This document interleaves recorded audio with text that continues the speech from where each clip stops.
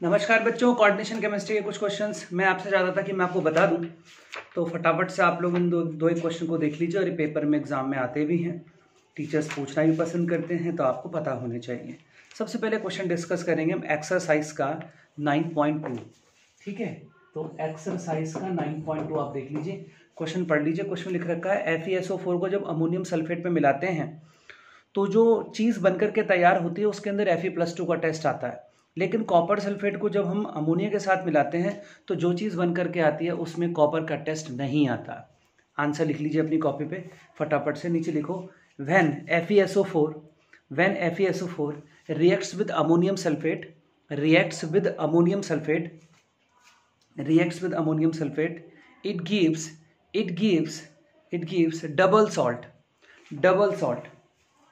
it gives double salt which has tendency to lose its identity,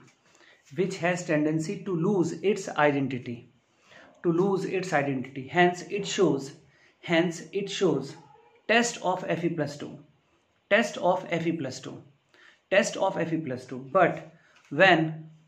but when copper sulfate reacts with ammonia, it gives complex compound which does not have to lose its identity, hence it cannot show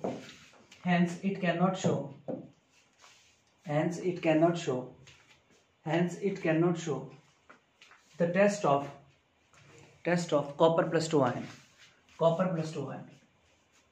तो अब आप board पर मेरे साथ साथ लिख लीजिए और लिख लीजिए। ये रहा FeSO4, मैं बोल रहा है जब वो अमोनियम सल्फेट मिलाता है तो ये रहा अमोनियम सल्फेट। तो होता क्या है, इनके मिलने पर डबल सॉल्ट बनता है, FeSO4.NH4 whole twice SO4.6H2। This is called double salt. और डबल सॉल्ट के बारे में आपको मालूम है, डबल सॉल्ट के अंदर आदत होती है जब उसको पानी में डिजोल्व करते हैं तो वो अपनी आइडेंटिटी लूज करता है। इसलिए इसके अंदर आप चाहो तो Fe+2 का या सल्फेट 2 नेगेटिव का या NH4+ का किसी का भी टेस्ट करोगे, ये सभी के आपको पॉजिटिव टेस्ट दिखाएंगे, क्योंकि यहाँ पर डबल सॉल्ट भरा हुआ है। ठीक है, और डबल सॉल्ट के अंदर आदत होती है कि वो अपने जितने भी उनके कंटेंट्स होते हैं, उनको बिल्ड करने वाले आयंस होते हैं, उनके ऊपर टेस्ट दिखाता है। अब इसी के साथ बोल रखा है कॉपर सल्फेट के अमोनिया के साथ रिएक्शन कराई, तो ये रहा कॉपर सल्फेट अमोनिया के साथ रिएक्शन हो गई है और 4 NH3 लगते हैं। तो यहाँ पर कॉपर टेट्रामीन सल्फेट बनता है डीप ब्लू कलर का। कॉम्प्लेक्स के बारे में तो आपको सब कुछ मालूम है, कितना खूबसूरत कॉम्प्लेक्स था, एक्सेप्शनल था, स्क्वायर प्लेनर ज्योमेट्री आती थी इसकी, और ये ब्लू कलर का होता था। अभी कैसे दिख रहा है आपको, ये है आपके पास कॉम्प्लेक्स कंपाउंड की आदत क्या होती है, कॉम्प्लेक्स कंपाउंड अपने जो उसको बिल्ड करने वाले आयंस होते हैं उनके टेस्ट 100% सबके टेस्ट नहीं दिखाता। तो Copper+2 का यहाँ पर कैसा आने वाला है, नेगेटिव टेस्ट आने वाला है। This is the basic question, लेकिन ये आता है पेपर में करने के लिए। अब इसी से रिलेटेड एक और क्वेश्चन जो आपको मेरे साथ करना है वो है क्वेश्चन नंबर 14। तो क्वेश्चन नंबर 14 देख लेते हैं। तो क्वेश्चन नंबर 14 में लिख रखा है कि जब आप KCl की रिएक्शन कराते हैं कॉपर सल्फेट के साथ, ठीक है, तो लिख रखा what is the coordination entity formed when excess of KCl is added to an aqueous copper sulphate. आगे लिख रखा why is it that no precipitate of copper sulphide when H2S is passed. अब देखो क्या हो रहा है, यहाँ पर मेरे साथ साथ करते रहिएगा। यहाँ पर जो सोल्यूशन ले रखा है आपने, वो ले रखा है आप लोगों ने एक्वस कॉपर सल्फेट। तो एक्वस कॉपर सल्फेट ले रखा है और आपने इसके अंदर KCl का यूज कर लिया है। अब इतना प्रैक्टिस आप कर लिए हैं, आपको मालूम है Copper+2 स्टेट में 4 कोऑर्डिनेशन नंबर दिखाना पसंद करता है। अभी कॉपर टेट्रामीन सल्फेट का एग्जांपल भी है तो 4 लेंगे आप यहाँ पे, तो इधर क्या बन जाएगा, इधर बन जाएगा CuCN होल 4। इसको ठीक करने के लिए क्या करना पड़ेगा, K2 साथ में K2SO4, ताकि रिएक्शन को बैलेंस किया जा सके। ये आपको करना आना चाहिए, और नहीं तो फिर जो सिलेबस की रिएक्शंस हैं एटलीस्ट उनको तो ध्यान रख के जाना ही चाहिए। तो आपसे यहाँ पे कोऑर्डिनेशन नंबर पूछ रखा था, क्या कोऑर्डिनेशन एंटिटी बनी है, तो what is the coordination entity form, तो ये बना है यहाँ पर कॉम्प्लेक्स कंपाउंड, तो ये बना इस जगह पर, इधर का कॉम्प्लेक्स कंपाउंड ये बना। अब आपको मालूम है इसके अंदर चूंकि कॉम्प्लेक्स बना हुआ है तो कॉपर आयन तो प्रोड्यूस करेगा नहीं। तो अब अगर आप इसके अंदर H2S डाल करके सोच रहे हैं कि कॉपर सल्फाइड के यहाँ पर आपको ब्लैक पीपीटी मिल जाए, ब्लैक प्रेसिपिटेट, तो नहीं मिलेंगे, नॉट फॉर्म्ड। क्यों नहीं बनेंगे? क्योंकि यहाँ पर कॉपर जो है वो फ्री स्टेट में नहीं है, कॉपर कॉम्प्लेक्स के फॉर्म में मौजूद है, इसलिए आपको वो कॉपर H2S के साथ रिएक्शन करने के लिए नहीं मिलने वाला है। आंसर रिएक्शन आपने साथ साथ लिख ली होंगी। अब मैं आपको आंसर बोल देता हूँ। आंसर लिखो, when copper sulphate reacts with KCl, when copper sulphate reacts with KCl, complex compound is formed, complex compound is formed. बेहतर होगा कि आप इसका यहाँ पर इसके नीचे IUPAC नहीं लिख देंगे तो बहुत अच्छा रहेगा। Potassium tetra cyanido cuprate bracket में ऑक्सीडेशन स्टेट 2 लिख देंगे, ज़्यादा अच्छा रहेगा, ठीक है ना। And hence it does not lose copper plus 2 ion, it does not lose copper plus 2 ion. This is why its aqueous solution will not provide the precipitate of CuS, the precipitate of CuS। तो ये अपने आप में बहुत अच्छा question है। एक question और है यहाँ पर ऐसा ही जो आपको आना चाहिए, उसको आप और देख लीजिए। तो जो एक क्वेश्चन और है उसको मैं आपको और दिखा देता हूँ, और वो क्वेश्चन है क्वेश्चन नंबर 13, 9.13, क्वेश्चन नंबर 13। ये अच्छा क्वेश्चन है, जरा इसको अपनी NCERT में मेरे साथ साथ पढ़िए। क्या बोला है? कॉपर सल्फेट की जो है रिएक्शन कराई जाती है। अच्छा, कॉपर सल्फेट के बारे में आप सबको पता रहना चाहिए। कॉपर सल्फेट CuSO4 अगर एनहाइड्रस फॉर्म में है, आप सबको पता है तो ठीक है। एनहाइड्रस फॉर्म में तो वो कलरलेस होता है, यानी उसमें कोई रंग नहीं होता। लेकिन अगर कॉपर सल्फेट के साथ .5H2 आपने कर दिया तब ये ब्लू कलर का कॉम्प्लेक्स होता है, तब ये ब्लू कंपाउंड होता है, उससे पहले नहीं होता है। तो आपको यहाँ पे देखो क्वेश्चन लिख रखा है उसने, कौन सा वाला कॉपर सल्फेट लिया, तो बोल रहा है पानी वाला लिया, ब्रैकेट में पढ़ सकते हैं, aqueous copper sulphate solution blue in colour, है ना। अब आगे बोल रहा है आपको a green precipitate with aqueous KF, और फिर वो बोल रहा है कि यहाँ पर bright green precipitate with aqueous KCl। तो कह रहा है इस एक्सपेरिमेंटल रिजल्ट को एक्सप्लेन करिए। आइए देखते हैं क्या हुआ होगा। अभी भी रिएक्शन पड़ी KCl के साथ, कॉपर सल्फेट है, KF के साथ रिएक्शन करिए, आप खुद पूरी करिए पहले, तो मुझे उम्मीद है आप कर लेंगे। कॉपर सल्फेट प्लस 4 KCl, जरा रिएक्शन को स्वयं से पूरा करिए, मुझे उम्मीद है कि आप पूरा कर लेंगे। फिर मैं भी लिख देता हूँ, पहले आप लोग ट्राई कर लीजिए, आप लोग पूरा लिख लीजिए, है ना, आप लोग पूरा कर लीजिए।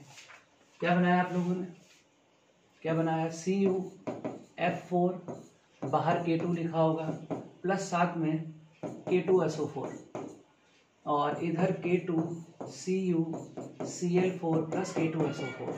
अब उसका कहना क्या है वो आप सुनिए। उसका कहना ये कि जो पहले वाला कॉम्प्लेक्स है, फर्स्ट कॉम्प्लेक्स जो है वो ग्रीन कलर का है। उसका कहना है कि ये वाला जो कॉम्प्लेक्स है महाराज, ये तो ग्रीन कलर के हैं, और ये वाला ब्राइट ग्रीन है।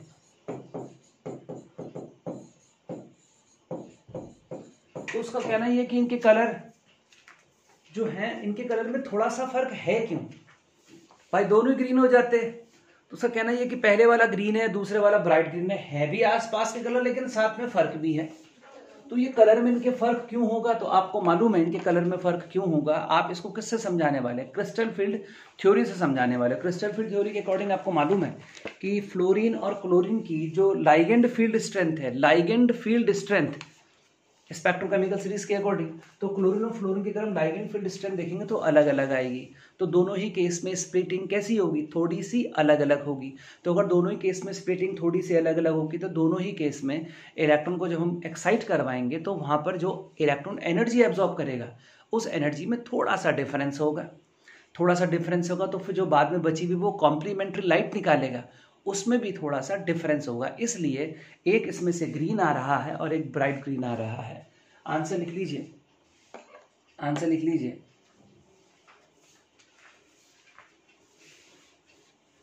इसको नंबर 1 डाल देते हैं यहाँ पर, इसको नंबर 2 डाल देते हैं, बार बार इतना लंबा कौन लिखेगा। नीचे लिखो ligand field strength of fluorine and chlorine of fluorine and chlorine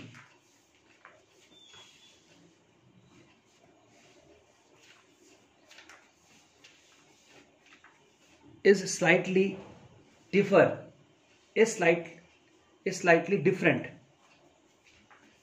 as according to spectrochemical series,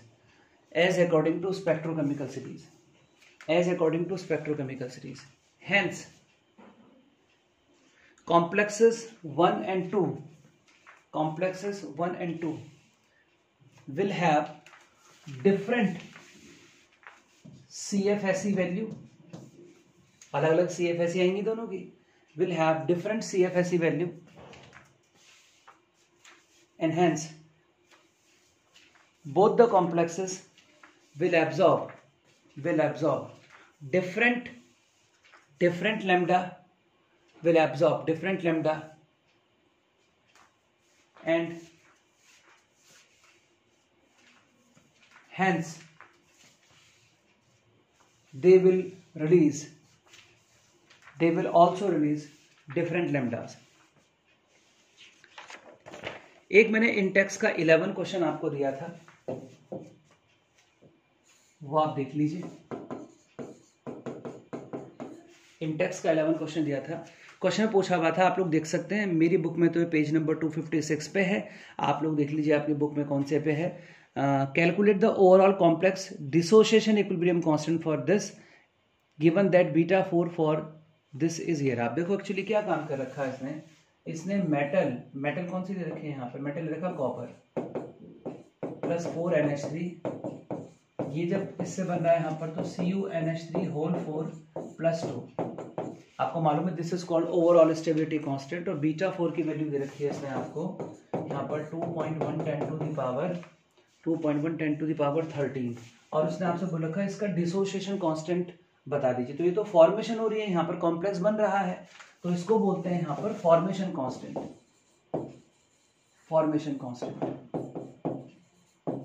वो भी कैसा है यहाँ पर ओवरऑल फॉर्मेशन कांस्टेंट, क्योंकि ये एक साथ बन रहा है, स्टेप बाय स्टेप बनता है तो उसको स्टेप वाइज फॉर्मेशन कांस्टेंट बोलते हैं. आपसे उसने डिसोसिएशन कांस्टेंट पूछ रखा है, यानी कि वो आपसे इस रिएक्शन के बारे में पूछ रहा है कि अगर ये टूट जाए तब कितना इक्विलिब्रियम कांस्टेंट आएगा.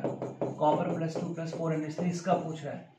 तो आपको भी मालूम है, अगर 11th क्लास में थोड़ा सा पढ़ा हो आप लोगों ने, तो किसी रिएक्शन को अगर उसको उल्टा कर देते हैं इक्विलिब्रियम को, तो उसका Kc या Kp यानी कि इक्विलिब्रियम कांस्टेंट भी उल्टा हो जाता है.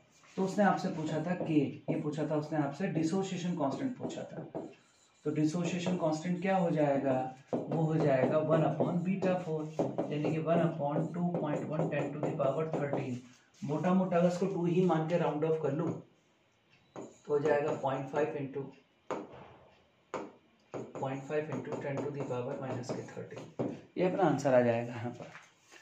इसके अतिरिक्त तो मुझे नहीं लगता कि आपको मुझसे कोई सवाल इसमें पूछना चाहिए. इसके अतिरिक्त फिर भी अगर किसी के डाउट हैं तो मैं बता देता हूँ. इसमें एक इंटेक्स का क्वेश्चन था 9.3. तो बच्चे पूछ रहे थे सर ये वाली बात समझ में नहीं आई, तो मैं एक बार 9.3 के सारे पार्ट्स आपको दिखा देता हूँ. हो सकता है आपके मन में बातें आ रही हूँ 9.3 को लेकर के. तो मैं एक बार आपको 9.3 क्वेश्चन दिखा देता हूँ. 9.3 क्वेश्चन कैसा है, तो ये यहाँ पर अगर कट गया हुआ वीडियो में, ये ओवरऑल फॉर्मेशन कांस्टेंट लिखा हुआ है, ओवरऑल फॉर्मेशन कांस्टेंट, ठीक है. और 9.3 पे आते हैं. एनसीईआरटी के पूछ रखा था indicate the type of isomerism exhibited by the following compounds, ठीक है. तो इसमें जो पहले दे रखा था आपको के, अंदर दे रखा है Cr, इधर H2O का whole twice, C2O4 whole twice. अब जरा एक बात समझिए आप, पहले तो आप स्ट्रक्चरल आइसोमेरिज्म देखें. कोई सी स्ट्रक्चरल आइसोमेरिज्म नहीं हो सकती. पहली कौन सी थी, आयनाइजेशन. तो के को तो अंदर ला नहीं सकते क्योंकि यहाँ तो सब नेगेटिव आयन है. दूसरी कौन सी थी, लिंकेज. वो भी नहीं हो सकती क्योंकि उसके लिए एम्पिरेंटेड लाइगेंड चाहिए, वो भी नहीं है. तीसरी कौन सी थी, सॉल्वेशन. उसमें यहाँ पर इस तरफ एनायन चाहिए होता है तब जाके सॉल्वेशन आइसोमेरिज्म होती है, वो भी नहीं हो सकता. तो कहीं से कहीं तक कोई आइसोमेरिज्म इसमें स्ट्रक्चरल में तो नहीं हो सकती. अब स्टीरियो में हो सकती है, तो हाँ देख लेते हैं स्टीरियो में. तो स्टीरियो में ज़रूर दिखाएगा ही. कैसी कैसी दिखाएगा, देखो Cr अगर मैं ऐसे करके यहाँ पर इसके OH2 और OH2 को यहाँ रख दूँ और एक ऑक्सीलेट यहाँ लगा दूँ, एक ऑक्सीलेट यहाँ लगा दूँ, ठीक है. पूरे कॉम्प्लेक्स के ऊपर माइनस का चार्ज है, चूंकि K+ है तो साथ वाले कॉम्प्लेक्स माइनस का होगा. तो कौन सी फॉर्म बन गई, ये बन गई सिस फॉर्म. अब इसी के साथ ही मैं अगर बनाना चाहूँगा, पहले आप लोग उसको ड्रॉ कर लें, जल्दी से आप लोग उसको ड्रॉ कर लें। ये बन गई सिस फॉर्म। तो अगर ये सिस फॉर्म बन गई है यानी कि ज्योमेट्रिकल आइसोमेरिज्म तो यहाँ पर बन रही है, और आप समझ रहे हैं। तो इसके साथ साथ अगर मैं चाहूँगा तो उसकी यहाँ पर मिरर इमेज भी आ जाएगी यहाँ पर। तो उसकी मिरर इमेज बनाऊंगा तो उसका मतलब, चूँकि वो ऑप्टिकली एक्टिव है जो बनाया आपने, वो ऑप्टिकली एक्टिव जो आपने बनाया, इसका मतलब ये ज्योमेट्रिकल और ऑप्टिकल दोनों आइसोमेरिज्म दिखा रहा है। इसका मतलब ये हो गया कि ज्योमेट्रिकल ऑप्टिकल दोनों आइसोमेरिज्म दिखा रहा है। इधर ये ऑक्सीलेट है तो इधर ऑक्सीलेट ऐसे आएगा। ओ माय गॉड, ऑक्सीलेट इधर ऐसे आ जाएगा। ये पानी यहाँ से हटाना पड़ेगा, पानी यहाँ पर आएगा, और इधर ऑक्सीलेट ऐसे आ जाएगा। तो यहाँ बन जाएगा। तो ये सिस फॉर्म था, सिस आइसोमर था, उसकी वो ऑप्टिकली एक्टिव था, क्योंकि इसके अंदर कोई प्लेन ऑफ सिमेट्री नहीं है। यानी कि इस कॉम्प्लेक्स के बारे में अगर बात करें तो ज्योमेट्रिकल आइसोमेरिज्म दिखा रहा है और ऑप्टिकल आइसोमेरिज्म दिखा रहा है। इसकी ट्रांसफॉर्म भी बनेगी। देखो, इसी कॉम्प्लेक्स की ट्रांसफॉर्म बनाऊंगा तो कॉम्प्लेक्स की ट्रांसफॉर्म कैसे आएगी? इधर OH2 क्लास में डिस्कस हो रखा है ऐसा एग्जाम्पल। ये इसकी ट्रांसफॉर्म आएगी, ये रहा ऑक्सीलेट, ये रहा इसका ट्रांसफॉर्म आएगी यहाँ पर। अब इसकी ट्रांसफॉर्म आएगी तो आपको तो साफ साफ इसका ट्रांस है, लेकिन ट्रांस इसका ऑप्टिकली एक्टिव नहीं है। अगर आप देखेंगे तो इसके अंदर आपको यहाँ पर बाकायदा अगर आप देखेंगे तो आपको यहाँ पर प्लेन ऑफ सिमेट्री दिखाई देगी। यहाँ पर this is POS, plane of symmetry. तो कैसा आएगा? ऑप्टिकली इनएक्टिव आएगा। यानी कि अगर कुल मिलाकर के बढ़िया सवाल पूछा जाए तो ये भी पूछ सकते हैं कि इसके टोटल कितने आइसोमर्स बनेंगे। तो उसकी जो टोटल आइसोमर्स की संख्या बनेगी वो 3 बनेगी। कैसे? एक सिस, एक ट्रांस, और ट्रांस उसमें से ऑप्टिकली इनएक्टिव है, सिस एक्टिव है। तो सिस एक्टिव है तो वो डेक्स्ट्रो और लीवो में एग्जिस्ट करेगा। तो 2 तो हो गए डेक्स्ट्रो लीवो, और एक ट्रांस वाली हो गई। तो टोटल होगा यहाँ पर 3। इसी तर्ज पर आप बाकी कॉम्प्लेक्सेस को भी देख सकते थे जो यहाँ पर पूछे गए थे। इसी तर्ज पर आप बाकी कॉम्प्लेक्स को देख सकते थे। ये जो सेकंड वाला है ये तो क्लास में हो ही रखा है, क्लास कॉपी, क्लास वर्क आप देख सकते हैं, क्लास में हुआ था, इसमें बिल्कुल एक्जैक्टली यही था। उसके बाद यहाँ पर जो थर्ड वाला है, यहाँ पर अगर आप थर्ड वाले को देखें तो थर्ड वाला कॉम्प्लेक्स दे रखा है मेरा थर्ड वाला कॉम्प्लेक्स है CONH3 होल 5 NO2, और यहाँ पर इसको ऐसे बंद कर रखा है। उधर ये रहा NO3 का होल 2। आपको सबसे पहले तो यहाँ पर समझ में आ रहा होगा, क्लास में खूब करा रखा है। देखो यहाँ पर कोई भी आपको हमने बता रखा है, जब तक 2 लाइगेंड डिफरेंट नहीं होते ऑक्टाहेड्रल कॉम्प्लेक्स में, तब तक वहाँ पर ज्योमेट्रिकल ऑप्टिकल कुछ भी शुरू नहीं होता। अब आप अगर इस जगह पर देखें तो 5 और ये 5 लाइगेंड एक जैसे हैं, तो यानी कि इसके अंदर से स्टीरियो आइसोमेरिज्म तो आप भूल जाओ। स्टीरियो आइसोमेरिज्म यानी कि ज्योमेट्रिकल एंड ऑप्टिकल वो तो भूल जाओ। अब आपको साफ दिख रहा है यहाँ पर कौन कौन सी हो सकती हैं। तो यहाँ पर आयनाइजेशन आइसोमेरिज्म भी हो सकती है, और इस NO2 की वजह से यहाँ पर आप करोगे तो लिंकेज आइसोमेरिज्म भी हो सकती है। तो क्या काम करोगे? अभी तो एक ये और एक और बन जाएगा जिसमें मैं ONO लिखूंगा, 2 हो गए। फिर मैं NO3 को अंदर लाऊंगा और NO2 को बाहर कर दूंगा, तो 3 हो गए। तो टोटल कितने आइसोमर्स बना लेंगे आप इसके? 3 आइसोमर्स हो जाएंगे। समझ रहे हैं? एक ये, एक यहाँ पर ONO दूसरा, और तीसरे में एक NO3 अंदर और NO2 को बाहर। तो यही सब बना सकते हैं। चौथा टोटल 3 आएंगे इसमें, है ना। चौथा दिखाता हूँ आपको। चौथा PTNH3H2OCl2, PTNH3H2OCl2। पहले बता रखा आपको प्लेटिनम के केस में सभी लाइगेंड कैसे बिहेव करेंगे, SFL की तरह। तो ये जो कॉम्प्लेक्स है, कॉम्प्लेक्स कैसा है? ये कॉम्प्लेक्स है हमारा स्क्वायर प्लानर कॉम्प्लेक्स, और स्क्वायर प्लानर कॉम्प्लेक्स में आराम से आपको पता है ज्योमेट्रिकल आइसोमेरिज्म बड़े प्यार से आ जाएगी। कैसे आ जाएगी? PT, इधर H2O, इधर NH3, इधर ClCl, ये इसके साथ का सिस है, और इसी के साथ आप लोगों ने यहाँ पर ट्रांस बना दिया होगा। ये रहा H2O, इधर NH3, इधर Cl, इधर से दिस इज ट्रांस। ये इसके साथ का ट्रांस हो गया, और जो कि आराम से हो गया होगा। दूसरे वाले पार्ट के अंदर यहाँ पर A 9.4 के अंदर पूछ रखा है, गिव एविडेंसेस दैट फलाना ढिमकाना आर आयनाइजेशन आइसोमर्स। तो भैया पहले वाले में बेरियम सल्फेट डालेंगे, क्लास में करा रखा है, तो BaSO4 के वाइट प्रेसिपिटेट आएंगे। जबकि दूसरे वाले में हम लोग ऐड करेंगे सिल्वर नाइट्रेट AgNO3, तो AgCl के वाइट प्रेसिपिटेट आएंगे। इसके अतिरिक्त यहाँ पर मुझे नहीं लगता कि आपको कोई और क्वेश्चन यहाँ पर पूछना रहा होगा। तो अगर कोई आपका इसके अतिरिक्त भी डाउट होगा तो आप निश्चिंत बेझिझक होकर के मुझसे पूछ सकते हैं, मैं आपके क्वेश्चंस का आंसर आपको दे दूंगा। तो अभी फिलहाल आपके साथ इतने, लेकिन NCERT के जितने क्वेश्चंस मैंने आपको बोले पेपर में यही सब क्वेश्चंस आते हैं स्कूल वगैरह में, तो आप उनको अच्छे से करके जाएं। नमस्कार।